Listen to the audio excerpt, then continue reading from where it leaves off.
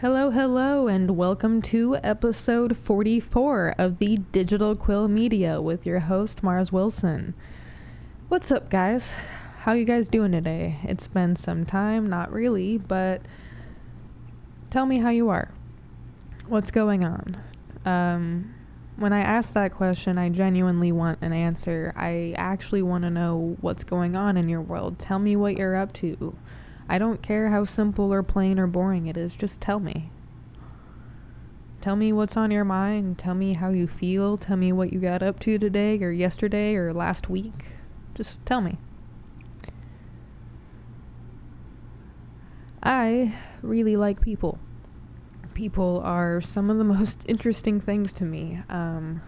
If life is an experiment in experience, then I get to experience and experiment quite often because simply by listening to other people's stories and getting to know who they are on a personal level, I get to experiment and experience all the time.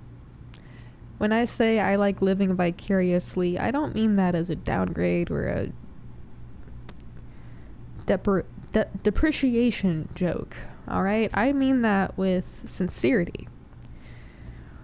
One of the things that I learned in film study years ago was that once upon a time, back when media became a really new and big thing, and I'm talking brand new, I'm talking like instead of the 2 or 3 shows that you had on the television set back in the day that you could flip through, and then after a certain time period, it would just be snow and static. Like, I'm talking back in the day. That is how people traveled. People traveled by watching movies, and reading magazines, and going to the cinema. Alright? That is how people got to live vicariously through different cultures and understandings and beliefs. Once upon a time, that used to be newspaper and books. Maybe. The local gathering at the church. Maybe. Maybe you had information, but not like we do, especially now. We have information at the tip of our fingertips. Quite literally. We can live vicariously like we've never been able to before. We can learn and live like we've never lived before. So yeah, how are you today? Tell me. Tell us. Live as a human being. I don't care how boring your life is. I really don't. You want to know what I did all day yesterday? Bupkiss. Absolutely nothing. I commented a little bit on social media, made a few posts here and there, did a little bit of gaming and chores, but really, bupkiss. Nothing. I did nothing with my time. I effectively, as most people would have put it, probably wasted yesterday. I'm so scared of wasting days. I am more scared of not being human and living my authentic truth and knowing who I am on a fundamental level than being boring, than being a time waster, because what is that really but a societal grab to keep you bogged down? I do not subscribe to the you're getting older, you're running out of time bullshit. A meteor could strike tomorrow and we'd all be dead. How would you feel then? Screaming about running out of time and not living your life the way you want to? That's funny. That's funny to me. You could get hit by a bus or a train or a plane or some flying space debris. And then you would be the one screaming about running out of time. And yet you were working for the machine, not against the machine. How are you? I mean that, seriously. I've asked that 5 times in the last 5 minutes, probably more than that. Today I have an interesting episode. This is episode 43, or 44, excuse me. See, 44.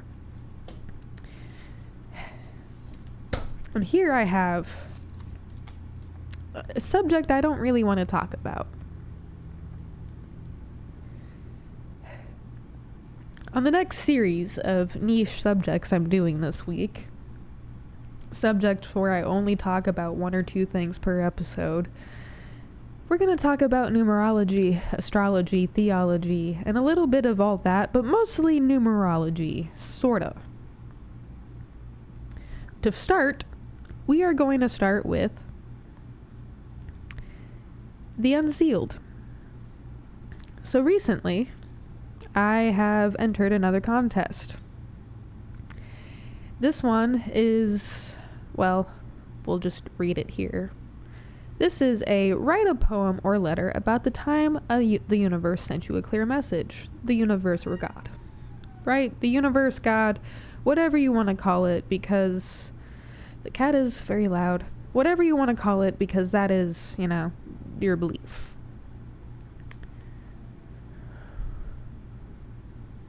With 2 hours to spare, I managed to submit my contest entry 12 hours ago. I've been thinking about what to write the entire time, and I'm glad that I wrote this. I'm going to read it to you, and then I'm going to pull up the graphics that I've used. Not all of them, because I forgot to send them to my email. Stormy, quiet, please, sweetheart. And I need to hit the pause button and activate my pause powers. One moment, please. Pause powers unactivated. Where was I? Right. Numerology and reading this letter thing. So please note that I do not subscribe to numerology of all the things I do subscribe to.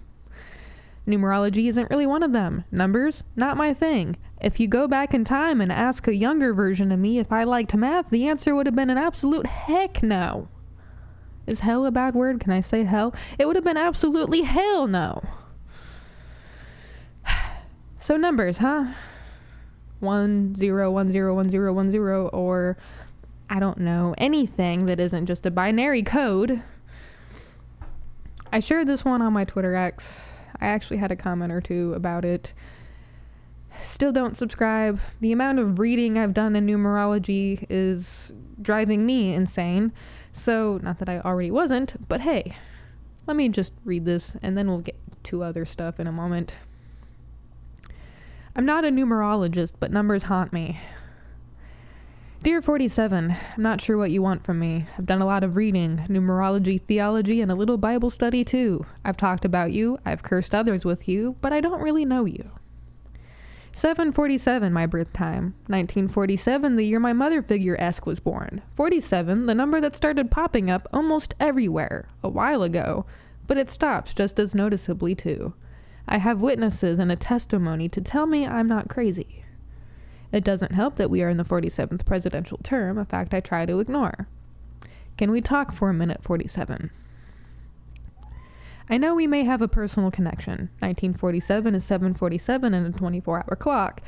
47, two numbers by themselves, are in my numerology charts, but I have a hard time believing in numbers. Weird for... 47, two numbers by themselves, are in my numerology charts, but I have a hard time believing in numbers. Weird for what else I believe in, right? If I truly believed nothing was impossible, wouldn't I believe you too? When 47 is supposed to mean good things, then why won't I subscribe? Surely adding more good can't hurt, right? I have receipts and photos of you appearing in places you shouldn't. Just ask anyone I've talked to romantically at length over the last 4 years. What do you want from me? I'm tired of asking.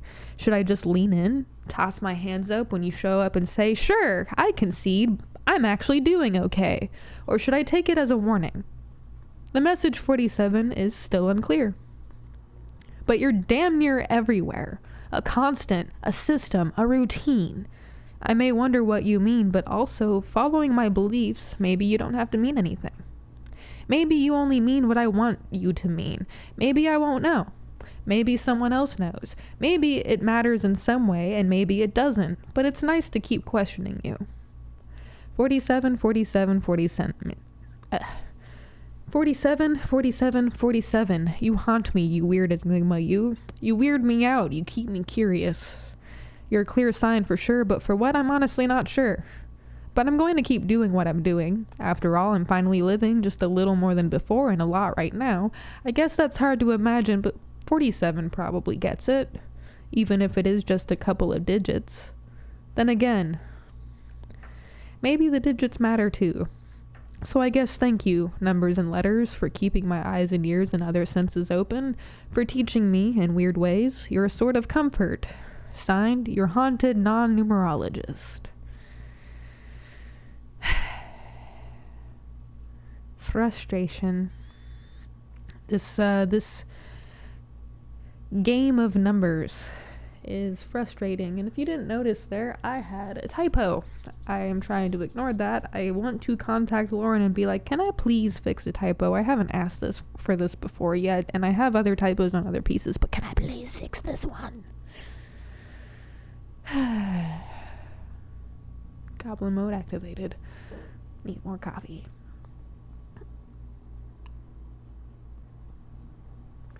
I don't subscribe to numbers, but I'm kind of bothered by that, but I'm not. Maybe I do. Maybe I subscribe just enough to be confused. Speaking of subscriptions to esoteric and eccentric thoughts and beliefs and ideas and values and theologies and philosophies, in here I have written subject to numerology, the unsealed signs, 47, 747, crazy, astrology, the book underlined. I'm pretty sure I meant this book. If you can see here, this is the only astrology book you'll ever need. And boy, do I have stories about this book. So back in the day, when I was studying books, not just the cute little fun chapter book stories I was reading growing up, I was reading dense, heavily dense information books like this one. That's right. Yep. My mother had a copy of this book, probably this edition actually, because I think I have a newer edition that was updated. But yeah, nope, I grew up on this astrology book. I read most of it front to back, especially regarding the signs that I knew I had, which was, by the way, only Virgo. I read everything Virgo related in there. And then I read other things, and of course, I would ask people their signs, and I still do sometimes. Just 'cause I like reading. Reading's interesting, and a lot of people don't buy into the astrology thing because they say it's too generic and basic, and anybody could fall into these certain categories under this certain sign, under blah blah blah. Yeah, but that's where it gets interesting. That's where it gets really interesting. In one moment, please, as I hit the pause button again. Hello there, welcome back, or I guess welcome back to me. Cats. So, about this book. I had to update my own copy, so that's probably why I think I have a newer edition than this one, but I'm pretty sure this is the edition that I had growing up. Thank God for new editions. Not much information has changed. Only a little bit, but not much.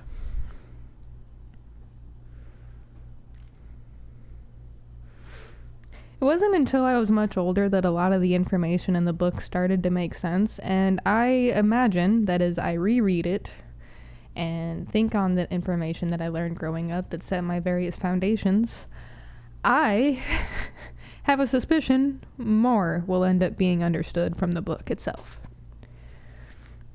As I said before I hit the pause button, astrology is weird. It is the one thing I do kind of subscribe to a little bit, but not by a lot, because it does set an interesting precedent. If you don't look at the surface level, but if you dive deep, I'm talking you dive deep to location of the place you were born and the time you were born, and also in your relation to the other people in your life and how it all connects. It starts to add up in very weird ways. Now, I guess you could say back then, of course, I would be impressionable because I'm young, right? Well, that's not always entirely the case. Think about when you were young. What do you still believe that dates back 20 or 30 or even 40 years ago? Are you even 40 years old yet?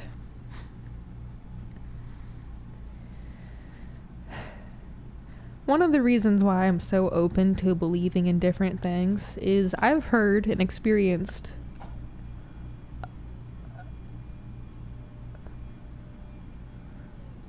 a lot of different things.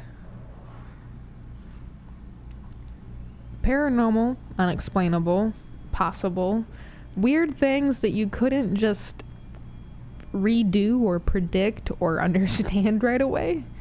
I've heard stories from people growing up and even now that still make me wonder, like, what the hell are human beings? And what is this weird life we're all living? And is there a collective human consciousness? The answer is yes. Is there also a solo consciousness? The answer is also yes. The answer might be, in fact, yes to everything. Who knows? I don't know. I'd like to think I know, but then anytime I think I know, I get proven wrong. No, I'm kidding. I don't like to think I know. I think the quest for knowledge is more fun than actually learning things. Experiment, experiment, experiment. I feel like Senku from Dr. Stone sometimes. I really do. I swear to God. I mean, if you think about to a prior episode, we literally talked about my, like, small insight into paranormal history and how I wanted to become a paranormal investigator at one point to kind of, like, try to see or seek out the unknown and unexplainable, because unknown and unexplainable, I'm sorry, I like those things, especially when you had your entire world rocked back and forth, destroyed and rebuilt years after years growing up. Sorry, trauma dumping. My bad. I guess I could talk about some of those experiences. This episode is an esoteric numerology, crazy, insane, batshit crazy episode. Really hope that I made it past the amount of time that YouTube would hate that. Also, I don't really care, so meh. Alright, we can stop looking at this. Hello there. Full screen me again. Some weird experiences growing up, huh? Okay. This one wasn't exactly growing up. It happened... I was probably 15 or 16 years old at the time.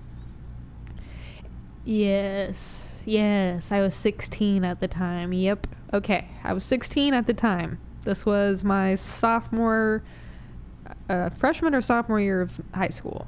It had to have been. Yeah, it was still pretty early in my high school years. And I was holding on with my mother at the time, my cousin's dog. So we made the trip through Tucson and all that to meet them halfway and give Max back. Because truthfully, it was kind of hard holding on to several animals. And just, yeah. In that area, my mom and I had made a pit stop because there was something I had been wanting to check out for years up until this point. I don't think they are there anymore, unfortunately, but the Arizona Domes in Casa Grande. I know it's a bit out of the way from where we were meeting them, kinda, sorta, but we still made the trek anyway. Or at least we tried.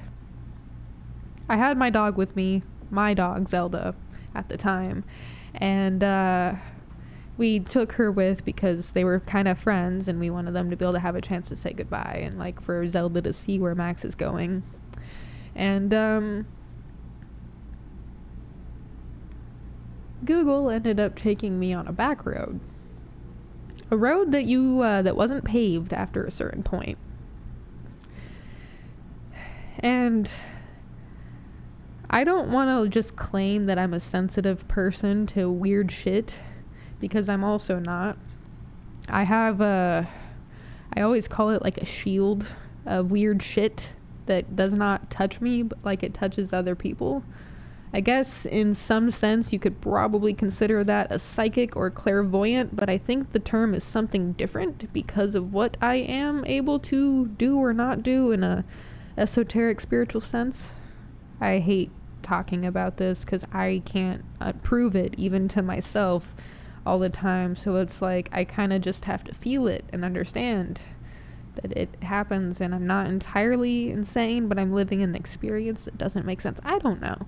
Anyway,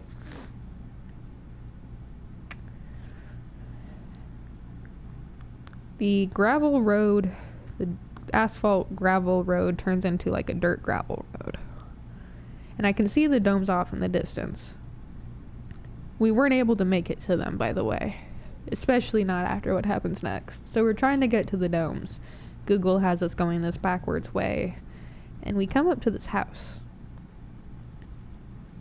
This like farmhouse, like it's a ranch house, right? It's like got these wooden fences around it for like cattle and horses, and it's old. It's been there a long time, you can tell. Boarded up. Not a single sign of life anywhere whatsoever. Not a single sign of life. Not a single sign of life for what probably could have been years. It looked like the place had been abandoned for years. It smelled like there was life, though. It smelled like manure. It smelled like a working farm. Except there was nothing nearby. Nothing. Zelda started freaking the fuck out. Especially when I got out of the car and decided to sit in the bed of my truck that we were driving in. Fucking full-on panic attack. That dog was freaking out, and my mom had a really heavy feeling. Like, she was like, we need to get out of here. Like, I don't feel good. Like, I suddenly started feeling really bad. And, like, Zelda's freaking out, and I'm looking at both of them, and I'm like, but I want to explore.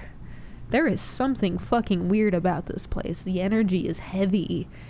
It's weird. It smells like there's life.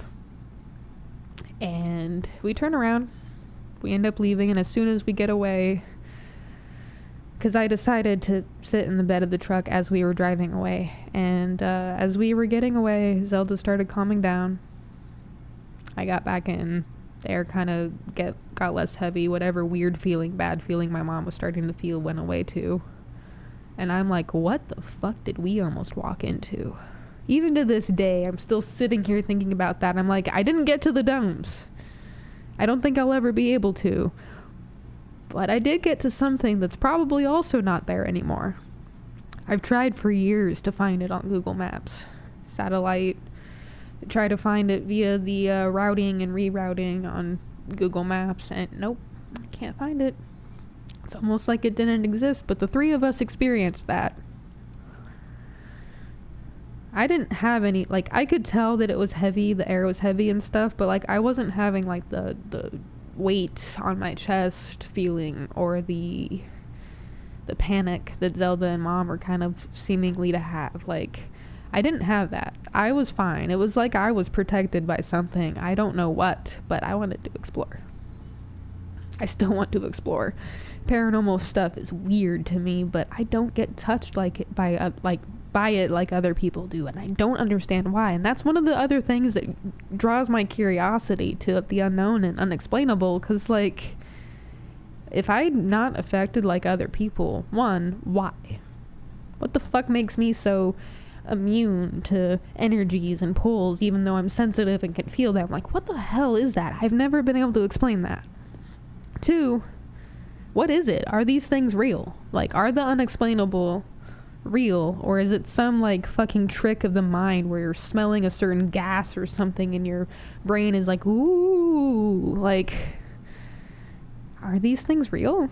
Do these things actually happen? Do people actually get visions? And speaking of visions growing up, I used to have those. I remember vividly thinking about I hate talking about this. I really fucking do. I feel like a fucking hoax sometimes. But I had visions growing up, and sometimes I still do. And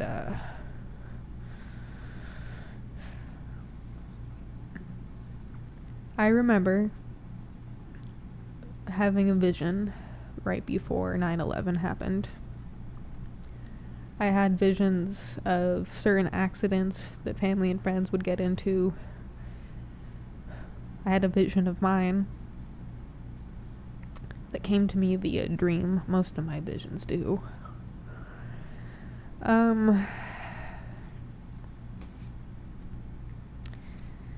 There were other weird experiences I had growing up, and even like now, like the one where my dad's rocking chair was rocking back and forth, or when the light in the kitchen just shut off as I was walking like through it, like halfway through the kitchen almost to the living room. The light just clicked off, and I'm like, what? I tried everything in the world. That light did not stick. I can guarantee you with the fucking passion and scientific explanation that light did not stick. It clicked off. It fucking clicked off. It was like someone had touched it off, except no one did. I tried for years to get that light to do that again, and it never did. It was only that one time. That one time, which was what made it all the more spookier, because... fucking weird. There was that time I had that experience, or 5, in the hallway of my childhood home growing up. Not sure it likes me talking about it still. But we'll see. I call it the mimic. And now that I call it the mimic, sometimes I'm a little afraid of that thing. But it never really did anything bad.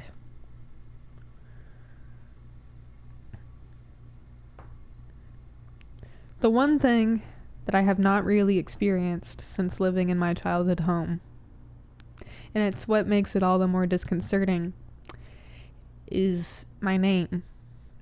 Hearing my name.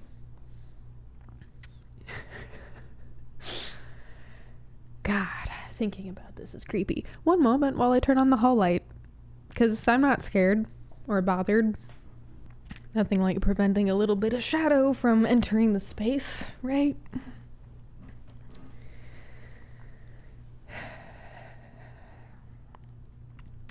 Even my mom and other people in the household would hear it sometimes. And that's the part that makes it really weird. Is it would be anywhere from really far away sounding to right next to you. Now I have new questions that I must ask myself at a later date.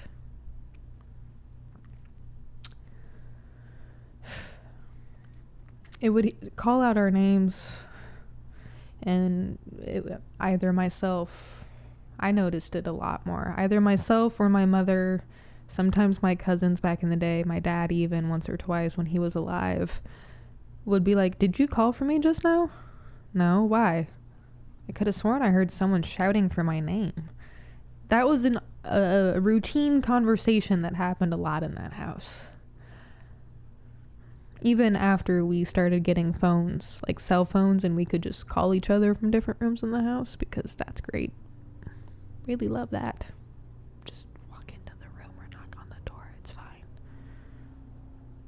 Even though I'm still guilty of that. Anyway. There was that experience, and I think it was related to the hallway experience, which happened a few different times, and the 3 most notable times. One of the times that was notable was a almost as often-ish as the hearing our names being called thing. Wow, it's really weird that I haven't experienced that since living there. Life is weird, life is weird, life is weird, I don't like it, and just for shits and giggles, I'm gonna say the thing right now that I used to say growing up, because I don't like the energy in the space right now. I am light, I am light, I am light. If you are not of pure love and pure light, leave this plane, seek another realm, do not return. I am light, I am light, I am light. If you are not of pure love and pure light, leave this plane, do not return, seek another plane of existence. I am light, I am light, I am light. Okay, cool. Cool.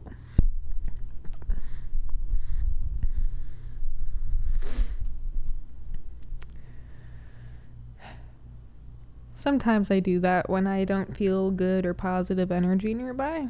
even though I don't feel like it can do everything that it does to me to other people sometimes. If maybe I'm not completely immune, the science is not perfect. It is not a perfect science. It's not even really a science. That thing, the voices. So first, sometimes my mom would say that she saw me turning the corner, or what looked like me turn the corner, even when it was just the two of us living in the house. Sometimes I'd be called on my phone and I would hear her say, "Did you just turn the corner just now to go to the bathroom or something?" And I'd be like, "No, Mom, I've been playing video games out in the living room for like the last couple hours." And she's like, "Weird, I could have sworn I just saw you turn the corner." That happened like fucking 3 or 5, 10 times in my life. The first time I was a very young kid. I probably was 6 or 7, 7 or 8. It was when I had my bed with the tent underneath and the slide, and Harley existed at the time, so I was probably 7. I had my bedroom door open. I was laying in my bed watching TV. I look out into the hallway. I didn't see a face. I kind of saw hands, maybe feet, definitely feet for sure, and the gown. The rose gown with roses all over it. Kind of like the dress that I have, kind of, not really. It was like more cotton, like the old style gown. I'm pretty sure maybe one of your grannies had it. Anyway, I didn't know this at first because I had never met Granny, but I knew she loved roses, and the fact that the gown that I was looking at on this strange faceless figure that wasn't quite see-through, but it wasn't solid, like I could tell that it wasn't like in this plane of existence. It was like you take a photo of the room in front of you and then you slap an overlay on top of it. It looks like it fits, but you know it doesn't, if that makes sense. Like you could probably touch it. It would probably like be solid, but it doesn't look like it belongs. I don't know if that makes sense. Anyway, no face, dress, hands, older lady hands and feet. And one day, months or weeks go by, I remember the incident and I ask my mom a very peculiar question. I said, "Mom, did Granny ever have like a rose nightgown she used to wear?" And my mom described the nightgown that I had seen with the faceless figure in the hallway, and my mouth kind of fell open a little bit, and I'm like, "Excuse me?" I think I saw Granny, or what looked like Granny, or something trying to be Granny. I think that was actually what I said. I think I said, like, I think I saw something trying to be Granny. Some years go by. Voices still being bounced around. Figures down hallways. The next most notable instance, I was in middle school or high school, freshman, 8th grade or freshman year. My cousin was living with me at the time, my youngest. And my mom was getting ready in the bathroom. She was sitting on a stool. She dropped something. I bent down to pick it up. Eileen, my cousin at the time who lived with me, she always had very peculiar outfits. And I kind of had a lot of them memorized because a lot of the outfits would be something I would have worn too at some point in my life if I had more confidence in my attire. I did not dress fashionably at one point. It was mostly hoodies and jeans. Depression, am I right? Anyway, she always had such cute clothes. And I knew the outfit she was wearing that day because I think we were getting ready to go somewhere. Or they were getting ready to go somewhere. I don't remember. Jumping ahead of myself. Mom was getting ready on her stool in the bathroom. This was the hallway, right? There was a dresser in the hallway for them to be able to store some of their stuff. And Mom dropped the thing, some like makeup or brow pencil or something she was using. I bent down to pick it up, and out of the corner of my eye, something is standing over me, and I could kind of vaguely feel something standing over me, and I could see that it was probably Eileen. No face. Specific t-shirt, specific jeans, like very specific, like I could probably pick it out of a catalog. And I'm like, huh. I stand up and I'm like, Mom, was Eileen just standing behind me just now? She's like, no. What do you mean? She comes back down the hallway, or not back down the hallway, but she comes back to the hallway.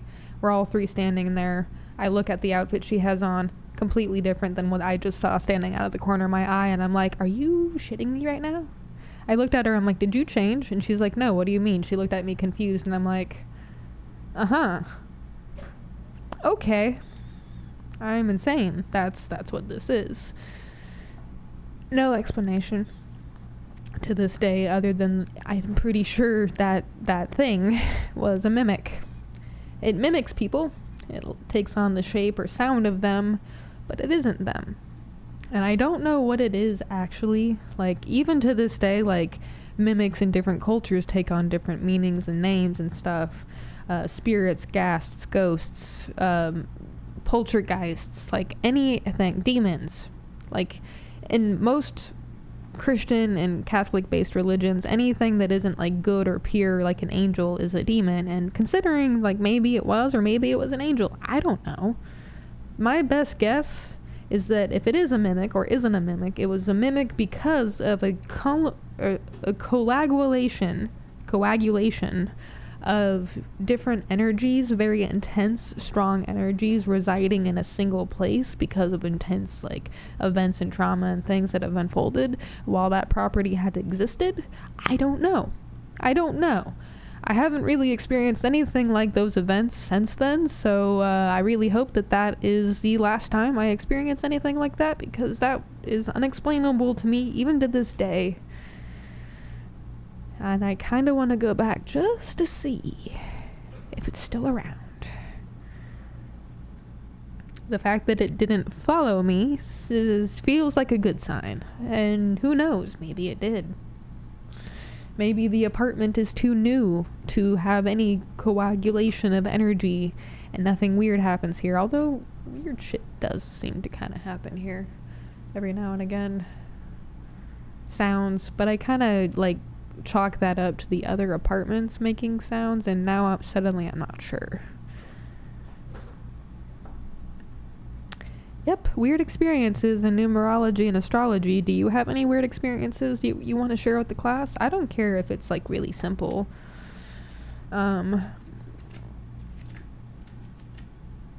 I have levitation stories and other visions and weird alien encounters that I could talk about, but I don't want to. I feel like I've talked enough about all of that for this episode.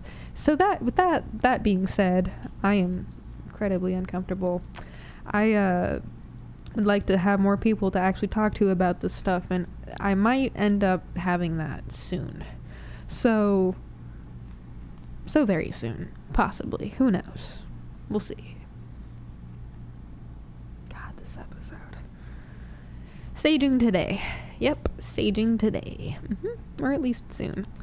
Hello there, again. Hi. Yep, today was a niche subject in numerology and esoteric, eccentric nonsense, such as numerology, astrology, supernatural, unexplainable, and more.